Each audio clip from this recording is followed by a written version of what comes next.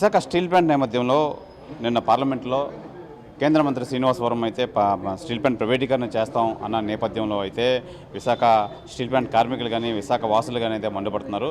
అయితే విశాఖ వాసులు ఈ శ్రీనివాస్ వర్మ మాట్లాడిన మాటల నేపథ్యంలో విశాఖ వాసులు ఏమంటున్నారు, వాళ్ళ అభిప్రాయం ఏంటి తెలుసుకునే ప్రయత్నం చేద్దాం రండి. విశాఖ స్టీల్ ప్లాంట్ విషయంలో పార్లమెంట్లో 3 రోజుల క్రితం జూలై 29వ తేదీన శ్రీనివాస్ వర్మ ఆంధ్రప్రదేశ్కి చెందినటువంటి పార్లమెంట్ సభ్యులు, ఈయన స్టీల్ మంత్రి గారు కూడా వారు ఇచ్చినటువంటి ప్రకటన చాలా బాధ్యతారాహిత్యంగా ఉంది.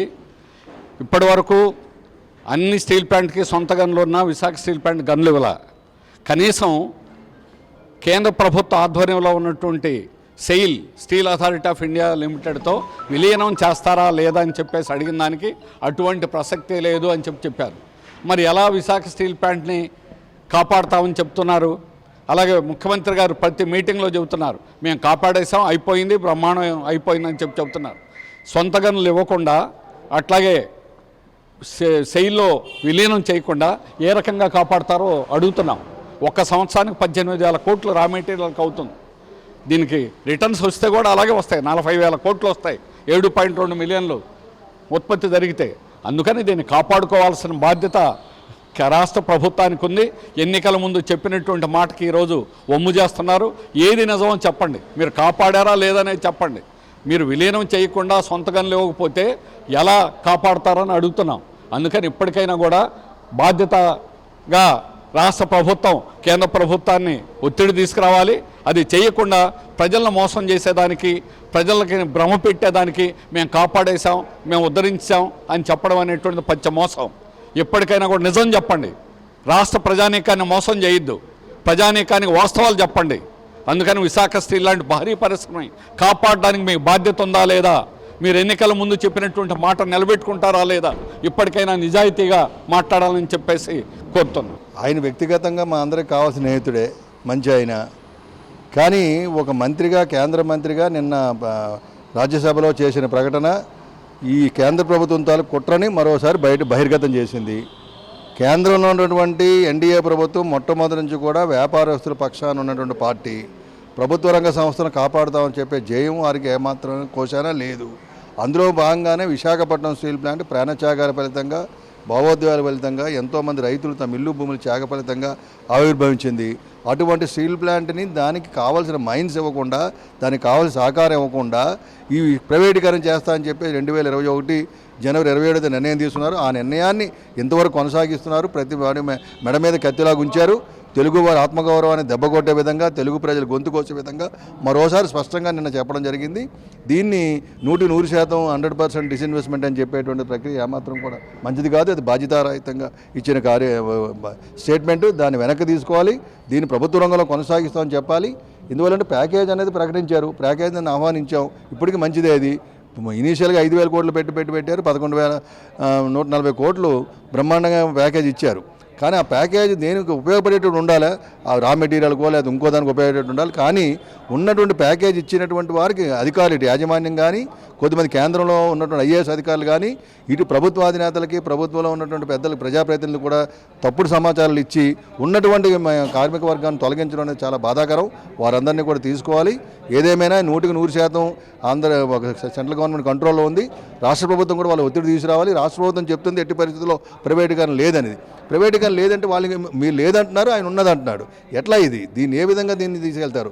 సో దీన్ని యొక్క ప్రజల మనోభావాలతో చెలగాట మాడద్దు, కార్మిక వర్గ జీవితాలతో చెలగాట మాడద్దు అని చెప్పి భావిస్తూ విన్నవిస్తూ ఈ కర్మాగారాన్ని ప్రభుత్వంలో కొనసాగిస్తామని, ఈ కంపెనీకి మైన్స్ లేని కారణంగా అదనంగా భారం పడుతుంది కాబట్టి మైన్స్ అయినా కేటాయించాలి, లేదంటే సెయిల్లో విలీనం చేయాలని డిమాండ్ చేస్తాం. విశాఖ ఉక్కు కర్మాగారం గత 4.5 సంవత్సరాల పోరాటంలోనే ఎన్డీఏ కూటమి పార్టీలన్నీ కూడా విశాఖ ఉక్కు కర్మాగారాన్ని ఆంధ్రప్రదేశ్లో దీన్ని ప్రభుత్వ రంగంగా కొనసాగిస్తాం, దీన్ని మైన్స్ కేటాయిస్తాం, సెయిల్లో విలీనం చేస్తాం పోరాటంలో కూడా పాల్గొన్నారు అన్నమాట. కానీ వాళ్ళ అధికారంలోకి వచ్చిన తర్వాత ద్వంద్వ వైఖరి అవలంబిస్తున్నారు. ఇది సరైనది కాదు. విశాఖ ఉక్కు కర్మాగారానికి పరిరక్షణకి ప్యాకేజ్ ఇచ్చామన్నారు. ప్యాకేజ్ ఇచ్చి మరింత సులువుగా అమ్మకానికి ప్రైవేట్ ప్లాంట్ అంతా కూడా 6,000 మందిని పర్మనెంట్ ఎంప్లాయీస్ని, కాంట్రాక్ట్ వర్కర్స్ని తగ్గించారన్నమాట. ఇవాళ ఆపరేషన్ మెయింటెనెన్స్లోని ఇతర రాష్ట్రాల నుంచి, ఇతర పై రాష్ట్రాల నుంచి కాంట్రాక్టులను తీసుకొచ్చి ఉత్తరాంధ్ర ప్రజలకు ఉపాధి లేకుండా చేస్తున్నారన్నమాట. ఇది ప్రైవేట్. నిన్న పార్లమెంట్లో కూడా దీనికి ప్యాకేజ్ ఇచ్చాం. ఈ ప్యాకేజ్ అనేది ప్రైవేటీకరణకు ప్యాకేజ్ కానీ ఉత్తరాంధ్రకు కానీ విశాఖ ఉక్కు కర్మాగారం పోరాటాలు త్యాగాలు చేసి దేనికోసం సాధించారో ఆ సాధన కోసం కాదని చెప్పేసి మీరు తప్పకుండా ఏదైతే ఎన్నికల ముందు మాట ఇచ్చారో ఆ మాట ప్రకారం మీ పార్టీ యొక్క వైఖరి మార్చుకొని విశాఖ ఉక్కు కర్మాగారాన్ని గనులు కేటాయించండి, క్యాపిటల్ రీస్ట్రక్చరింగ్ చేయండి. విశాఖ ఉక్కు కర్మాగారంలో ఉత్తరాంధ్రలో ఉన్నటువంటి నిర్వాసితులకి పూర్తి ఉద్యోగ భద్రత అనేది కల్పించాలని చెప్పేసి మేము డిమాండ్. ఒకవేళ మీరు ఆ పరిస్థితి నుంచి మార్చుకోబోతే మటుకు రాష్ట్ర వ్యాప్తంగా గత 4.5 సంవత్సరాలుగా ఏ రకమైన ఉద్యమం జరిగిందో అదే ఉద్యమం ప్రతి గ్రామాన్ని కూడా మేము తీసుకెళ్తామని చెప్పేసి ఈవేళ కేంద్ర ప్రభుత్వానికి తెలియజేస్తాం. ఈరోజు కేంద్ర ప్రభుత్వం ద్వంద్వ వైఖరి అవలంబిస్తుంది. ఓ పక్క కేంద్రంలో ఎన్డీఏ కూటమి, రాష్ట్రంలో ఎన్డీఏ కూటమి కూడా విశాఖపట్నం స్టీల్ ప్లాంట్ని మేము అమ్మట్లేదని చెప్పి బయటను ప్రకటన చేస్తున్నారు. పార్లమెంటు సాక్షిగా నిన్న డిప్యూటీ స్టీల్ మినిస్టర్ గారు శ్రీనివాస్ వర్మ గారు మేము 2021లో ఏదైతే క్యాబినెట్ నిర్ణయం తీసుకుందో విశాఖపట్నం స్టీల్ ప్లాంట్ 100% అమ్మాలని ఆ నిర్ణయాన్ని వెనక్కి తీసుకోలేదు, ఆ నిర్ణయం అలాగే ఉందని చెప్తున్నారు. అంటే వీళ్ళు చేసే అబద్ధాల మాటలు. కూటమి ప్రభుత్వం ఎన్నికల ముందు మేము స్టీల్ ప్లాంట్ కాపాడుతామని చెప్పారు. ఇది కాపాడడానికి కాదు. ఇక్కడ సుమారు 6,000 మంది కాంట్రాక్ట్ కార్మికులు 5 నెలల్లో తీసేశారు. 3,000 మంది పర్మనెంట్ కార్మికుల్ని వీఆర్ఎస్ ద్వారా బయటకు పంపించారు. ఏమిటంటే ఇది ప్యాకేజీలో భాగంగానే మేము అది ఫైనాన్స్ మినిస్టర్ అప్రూవల్ చేశారు. మాకు అలా అయితేనే ప్యాకేజ్ ఇస్తామని చెప్పి ఈరోజు యాజమాన్యం చెప్తుంది. మా చేతిలో ఏమీ లేదు, కేంద్ర ప్రభుత్వం ఆర్డర్ ప్రకారం తీసామంటున్నారు. ఈరోజు వాళ్ళు 6,000 మంది కనీసం తిండి కూడా లేకుండా భారీ పిల్లలు రోడ్డు మీద పడ్డారు. గత 25 సంవత్సరాల నుంచి పనిచేస్తున్న కాంట్రాక్ట్ కార్మికులకి నిర్దోషంగా వాళ్ళు తొలగించడం అనేది చాలా అన్యాయం. అయితే దాని మీద పోరాడుతున్నాం మేము. ఇమీడియట్గా 6,000 మందిని కూడా తీసుకోవాలి. అలాగే పర్మనెంట్ కార్మికుల్ని వీఆర్ఎస్ ద్వారా పంపిస్తే ఈరోజు ఇంకా చాలా మ్యాన్ పవర్ అవసరం కాబట్టి 8,000 మంది నిర్వాసితులు ఇంకా ఎదురు చూస్తున్నారు. గత 40 సంవత్సరాల బట్టి ఉద్యోగాల గురించి వాళ్ళకి ఉపాధి కల్పించాలని చెప్పి డిమాండ్ చేస్తున్నాం. ఇప్పటికైనా రాష్ట్ర ప్రభుత్వం కేంద్ర ప్రభుత్వానికి మద్దతు పలుకుతుంది కాబట్టి తక్షణమే మద్దతు విరమించుకొని విశాఖపట్నం స్టీల్ ప్లాంట్ని మేము అమ్మడం లేదు, మా నిర్ణయానికి తీసుకుంటామని పార్లమెంట్లో ప్రకటించే వరకు కూడా మా పోరాటం కొనసాగుతుంది. రాష్ట్ర ప్రభుత్వాన్ని మేము అడుగుతున్న ఎన్నికల ముందు చంద్రబాబు నాయుడు గారు, పవన్ కళ్యాణ్ గారు, లోకేష్ గారు విశాఖపట్నం వచ్చి స్టీల్ ప్లాంట్ కాపాడుతామన్నారు. ఈ స్టీల్ ప్లాంట్ కాపాడడం కాదు, మీరు ఇచ్చిన ప్యాకేజ్ కూడా బ్యాంకులకి డిపాజిట్ చేశారు తప్ప కార్మిక జీతాల గురించి కానీ ఉత్పత్తి గురించి కానీ ఒక్క రూపాయి కూడా ఖర్చు పెట్టలేదు. కావలసిన రండి, మీరు ముగ్గురు వచ్చి విశాఖపట్నం స్టీల్ ప్లాంట్లో ఏం జరుగుతుందో చూడండి, ఇక్కడ ఎంతమంది కార్మికులు రోడ్డును పడ్డారో చూడండి. దయచేసి మీరు కొత్త ఉద్యోగాలు ఇస్తామంటున్నారు, ఉన్న ఉద్యోగాలు కాపాడని చెప్పి రాష్ట్ర ప్రభుత్వాన్ని కూడా మేము వేడుకుంటున్నాం. ఖచ్చితంగా కేంద్ర ప్రభుత్వం నిలదీసి మీ విశాఖపట్నం స్టీల్ ప్లాంట్ ప్రభుత్వంలో కొనసాగిస్తాం, మా నిర్ణయాన్ని వెనక్కి తీసుకుంటామని చెప్పి పార్లమెంట్లో ప్రకటన చేయాలని చెప్పి విశాఖ ఉక్కు పరిరక్షణ పోరాట కమిటీ తరఫున మేము డిమాండ్ చేస్తున్నాం. సార్, నా పేరు కేవీఎస్ఎన్ రాజు, శ్రీనివాసరాజు. నేను విశాఖపట్నం స్టీల్ ప్లాంట్లో ఈ మధ్యనే వీఆర్ఎస్ తీసుకోవడం జరిగింది. నేను డెమోక్రటిక్ స్టీల్ ఎంప్లాయీస్ యూనియన్ తరఫున మేమైతే యూనియన్ పెట్టుకున్నాం. ఆ యూనియన్లో నేను ప్రెసిడెంట్గా ఉన్నాను. నేను మొట్టమొదటి నుంచి చెప్పేది నిర్వాసితులకు న్యాయం జరగాలి. ఏదైతే సుమారు 9,000 మంది నిర్వాసితులు నేటికి ఉండిపోయారో నేను అందరికీ పెద్దలందరికీ చెప్తున్నాను, రాజకీయ నాయకులందరికీ చెప్తా ఉన్నాను. ఒక నిర్వాసితుడికి 2 అన్నదమ్ములు ఉంటే కనుక ఒక నిర్వాసితుడికి ఉద్యోగం వచ్చి ఇంకొక నిర్వాసితుడికి ఇవాళకి 35 సంవత్సరాలు అయినా ఉద్యోగం రాకపోతే వాళ్ళ కుటుంబంలో ఎంత వ్యత్యాసం ఉంటుందో మనం ఒకసారి గమనించాలి. ఇవాళ నిజంగా 35 సంవత్సరాలు అయిపోయినటువంటి ఉద్యోగస్తుడు ఎవరైతే ఉన్నారో అన్నదమ్ముడికి ఉద్యోగం ఇచ్చినా సరే పక్కన ఉన్న అతనికి 35 సంవత్సరాల సర్వీస్ని ఇతనికి ఇవ్వలేము. ఆ రకంగా కూడా మనం నష్టపోతాం. నేను గతం నుంచి చెప్తుంది 32 మంది ప్రాణత్యాగాలు చేశారు. ప్రాణత్యాగాలు చేసిన ఒక్కొక్క కుటుంబానికి ఒక్కొక్క ఉద్యోగం ఇవ్వాలని కోరుతా ఉన్నాను. ఎందుకంటే మనం ఈ మధ్య చూస్తున్నాం, దేవాలయాల్లో చనిపోయిన వాళ్ళకి నష్టపరిహారం ఇస్తున్నారు, సినిమాకి వెళ్ళి చనిపోతే నష్టపరిహారం ఇస్తున్నారు. కేవలం విశాఖపట్నం స్టీల్ ప్లాంట్ లక్షలాది మందికి ఉపాధి చూపించే ప్లాంట్ని నిర్మించడానికి ఇచ్చినటువంటి నిర్వాసితులకి కుటుంబానికి సాయం చేసినటువంటి నిర్వాసితులకి ఉద్యోగం ఇవ్వడం లేదు. ఎందుకంటే ప్రాణానికి విలువ ఇచ్చేటప్పుడు ఇక్కడ లక్షలాది మందికి ఉపాధి చూపించినటువంటి 32 మంది ప్రాణత్యాగాలకి కుటుంబానికి ఒక ఉద్యోగం ఇవ్వాలని కోరుతా ఉన్నాం. ఏదైతే గతంలో శ్రీ పవన్ కళ్యాణ్ గారు ఇక్కడికి భారీ బహిరంగ సభ పెట్టి చెప్పారో నాతో రండి అని, కొన్ని కారణాల వల్ల వెళ్ళకపోవచ్చు. కానీ ఇప్పుడు కూటమి ప్రభుత్వం వచ్చింది. కూటమి ప్రభుత్వం 2024లో కూడా అందరూ కూడా వాగ్దానం చేశారు, విశాఖపట్నం స్టీల్ ప్లాంట్ కాపాడుతాం, కాంట్రాక్ట్ కార్మికులు కాపాడుతాం అన్నారు. ఇవాళ కాంట్రాక్ట్ కార్మికుల పరిస్థితి చూస్తే మాకైతే ఒక మనిషిగా అయితే మాకు చాలా బాధ కలుగుతుంది సార్ నిజంగా. ఎందుకంటే ఆ కాంట్రాక్ట్ కార్మికులను ఆదుకోవాలి మనం. ఇప్పటికీ తొలగిస్తూనే ఉన్నారు. మరి వాళ్ళు ఎలా బతకాలి అనేది ఒకసారి ఆలోచన చేయాలని కోరుతా ఉన్నాం. అలాగే విశాఖపట్నం స్టీల్ ప్లాంట్ ఎంప్లాయీస్ పనిచేయడం లేదు అని కొన్ని అపవాదులు కూడా వేశారు. ఉండొచ్చు, ఏ కంపెనీలోనైనా ఆ మాత్రం పర్సంటేజ్ ఉంటుంది. గవర్నమెంట్ ఆఫీసుల్లో తీసుకున్న పర్సంటేజ్ ఉంటుంది. మరి పని చేయకుండా ఉత్పత్తి ఎలా వస్తుంది అనేది మాకైతే ఇప్పటికీ అర్థం కావడం లేదు. పని చేయకుండా ఉత్పత్తి ఎలా వస్తుంది? అలాగే ఇప్పుడు ఏదైతే రాష్ట్రం నష్టాల్లో ఉంది, మరి నష్టాల్లో ఉంది కనుక ఇక్కడ ఉన్నటువంటి శాసనసభ్యులు కానీ మంత్రులు కానీ పని చేయక రాష్ట్ర ప్రభుత్వం నష్టాల్లోకి వెళ్ళిపోయిందా? కాదు కదా, కొన్ని నిర్ణయాల వల్ల నష్టాలకు వెళ్ళిపోతుంది. అలాగే విశాఖపట్నం స్టీల్ ప్లాంట్లో ప్రభుత్వాలు తీసుకున్న నిర్ణయాలు, మేనేజ్మెంట్ తీసుకున్న నిర్ణయాలు, ఆ నష్టాల్ని కార్మికులు ఎలా భరిస్తారు? కార్మికులు కష్టపడే పని చేస్తున్నారు. ఎంతమంది కరోనా టైంలో కూడా చనిపోతామని తెలిసి కూడా ఉద్యోగానికి తప్పనిసరి పరిస్థితుల్లో ఉద్యోగాలకు వెళ్ళి కాలం చేసినటువంటి విషయాలు మనం చూసాం. అలాగే విశాఖపట్నం స్టీల్ ప్లాంట్లో ఉన్నటువంటి ఏదైతే మేనేజ్మెంట్ పర్సనల్ డిపార్ట్మెంట్ వాళ్ళు ఉన్నారో, పర్సనల్ డిపార్ట్మెంట్ వాళ్ళు కూడా విశాఖపట్నం స్టీల్ ప్లాంట్ ఎంప్లాయీస్ని కార్మిక నాయకుల్ని బానిసలు చూసినట్టు చూస్తున్నారు. ఇది ఖచ్చితంగా తప్పుపడుతున్నాం మేము. నేనైతే జనసేన పార్టీ నుంచి మా పవన్ కళ్యాణ్ గారికి, మా అధినేత గారికి మేము కలిసాం కూడా, కార్మికులందరం కూడా కలిసాం. అందరం కలిస్తే 1:40 మాతో మాట్లాడారు. మీకేం కావాలన్నారు? మేమందరం కూడా 10,000 కోట్ల ప్యాకేజీ కావాలన్నాం. 10,000 కోట్ల రన్నింగ్ క్యాపిటల్ ఇచ్చారు కరెక్టే, కానీ దాన్ని మా కార్మిక నాయకులు అంటుంది ఏంటంటే దాన్ని నిర్వాసితులు మన ఏదైతే కార్మికులు ఉన్నారో జీతాలకు కానీ మెటీరియల్ కొనుక్కోవడం కానీ స్పేర్ పార్ట్లు కొనడానికి కానీ ఇవ్వలేదు, దాన్ని ఉపయోగించలేదు అన్నారు. కరెక్టే. గ్రామాల్లో చూసుకుంటే మనం ఏదైనా ఒక ఖాతాదారుడి దగ్గరికి వెళ్తే, ఒక సాహుకారు దగ్గరికి వెళ్తే వస్తువులు తీసుకుంటాం. అక్కడ 2,000 రూపాయలు 3,000 రూపాయలు అయిన తర్వాత మళ్ళీ కొంత బకాయిని కట్టిన తర్వాత బకాయిని మళ్ళీ పునరుద్ధరిస్తూ మళ్ళీ సరుకులు తీసుకోవడం జరుగుతుంది. అలాగే విశాఖపట్నం స్టీల్ ప్లాంట్ అప్పులు చేసింది బ్యాంకుల దగ్గర, అంచేత కొంత అప్పులు కట్టాలి, కట్టిన తర్వాత మళ్ళీ కొత్త అప్పులు తీసుకోవాలి. ఏదైనా సరే విశాఖపట్నం స్టీల్ ప్లాంట్ విశాఖపట్నం ఆర్ఐఎంలోనే కొనసాగాలి. లేదు అంటే మేము అందరం కోరుతా ఉన్నాం, సెయిల్లో మెర్జ్ చేయమంటున్నాం. సెయిల్లో మెర్జ్ చేయడానికి కూడా అవదని ఈ మధ్య వార్తలు వచ్చాయి, కానీ కొంతకాలం తర్వాత మెర్జ్ చేస్తామని కూడా అదే నాయకులు చెప్పారు. దయచేసి విశాఖపట్నం స్టీల్ ప్లాంట్ ఆదుకోవాలని మా జనసేన పార్టీ తరఫున శ్రీ కొణిదెల పవన్ కళ్యాణ్ గారిని, కూటమి నాయకులైనటువంటి పెద్దలైనటువంటి శ్రీ నారా చంద్రబాబు నాయుడు గారిని, పురంధేశ్వరి గారిని మా కార్మికుల తరఫున, మా కాంట్రాక్ట్ కార్మికుల తరఫున చేతులెత్తి మొక్కుతున్నాం. మమ్మల్ని ఆదుకోండి, విశాఖపట్నం స్టీల్ ప్లాంట్ కాపాడండి, విశాఖ ఉక్కు ఆంధ్రుల హక్కు, ఈ నినాదాన్ని మాత్రం బ్రతికించాలని కోరుతున్నాం. దీనికి ఏమాత్రం తూట్లు పడిచి ఏమన్నా కుట్రలు చేసి విశాఖపట్నం స్టీల్ ప్లాంట్ ప్రైవేట్ పరం చేస్తే మాత్రం ఎవరికైనా సరే పుట్టగతులు ఉండవు. ఇది అందులో ఎటువంటి సందేహం లేదు. 32 మంది ప్రాణత్యాగాలు చేసిన వాళ్ళు కానీ నిర్వాసితులు కానీ అందరూ మనస్ఫూర్తిగా చేపిస్తారు. ఆ శాపనాలకి గురి కావద్దని మీకు వినయపూర్వకంగా చేతులెత్తి నమస్కారం తెలియజేసుకున్నాను. తెలుగోడు హక్కు అంటూ 1635 రోజుల నుంచి ఉద్యమం నడుస్తూ ఉంది.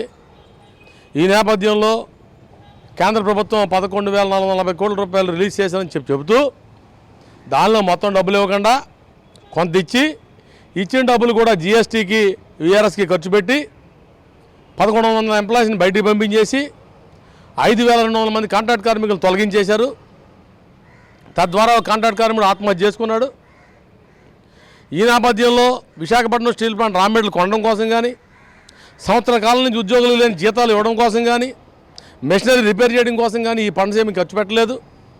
పైపెచ్చు 2021 జనవరి 27న కేంద్ర cabinet committee on economic affairs ఏ నిర్ణయం చేసిందో ఆ నిర్ణయానికి మేము ఇప్పటికీ కట్టుబడి ఉన్నామని చెప్పేసి నిన్న మంత్రి గారు చెప్పడం చాలా హాస్యాస్పదం.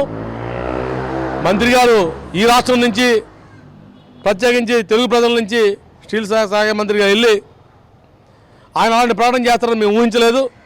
కాబట్టి వెంటనే స్ట్రాటజీసియల్ నిర్ణయాన్ని వెనక్కి తీసుకోవాలని, రెండోది సొంత గనులు కేటాయించాలని, మూడోది సేల్లో కలపడం కోసం ₹1 కూడా ఖర్చు కాదు, మీకు సేల్లో కలపండి.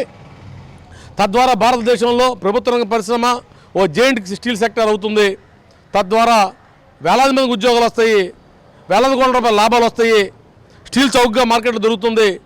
ఈ విధంగా చేయకుండా ఎవరో కొద్దిమంది స్వలాభం కోసం దీన్ని ప్రైవేటీకరణ చేస్తామని తెలుగు ప్రజలు చూస్తూ ఊరుకోరని చెప్పి హెచ్చరిక చేస్తా ఉన్నాం. విశాఖపట్నం స్టీల్ ప్లాంట్ని 32 మంది ప్రజల ప్రాణాలతో సాగించుకున్నటువంటి విశాఖపట్నం స్టీల్ ప్లాంట్, దీన్ని 100కు 100% వ్యూహాత్మక అమ్మకం చేయాలని చెప్పేసి 27వ తారీఖు 2021 తారీఖున ఏదైతే తీసుకున్న నిర్ణయం ఉందో ఈ నిర్ణయాన్ని ఉపసంహరించుకోవాలని చెప్పేసి మేము పెద్ద ఎత్తున పోరాటం జరుగుతూ ఉంది.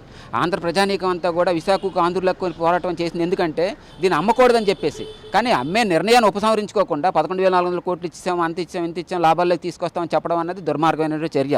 కాబట్టి మొట్టమొదటిగా మా ప్రధానమైన డిమాండ్ ఏంటంటే Visakhapatnam steel plant strategic sale నిర్ణయం అన్నది ఉపసంహరించుకోవాలి. గతంలో బీపీసీఎల్ విషయంలో కానివ్వండి, అలాగే సేలం స్టీల్ విషయంలో కానివ్వండి మీ యొక్క నిర్ణయాన్ని ఉపసంహరించుకున్నారు. కాబట్టి విశాఖపట్నం స్టీల్ ప్లాంట్ యొక్క నిర్ణయాన్ని ఎందుకు ఉపసంహరించుకోవాలని చెప్పి మేము క్వశ్చన్ చేస్తున్నాం. ఒకటి. రెండోది, విశాఖపట్నం స్టీల్ ప్లాంట్ ఈ రోజున 8,000 మంది నిర్వాసితులు ఉద్యోగాల కోసం ఇంకా ఎదురు చూస్తూ ఉంటే మీరు కాంట్రాక్ట్ కార్మికులను 5,000 మందిని తొలగించేయడం, ఒక 3,000 మంది పర్మనెంట్ ఎంప్లాయీస్ని తీసేయడం అని చేస్తూ ఉన్నారు కదా. కాబట్టి విశాఖపట్నం స్టీల్ ప్లాంట్ నిర్వాసితులకు ఉద్యోగాలు ఎప్పుడు వస్తాయి?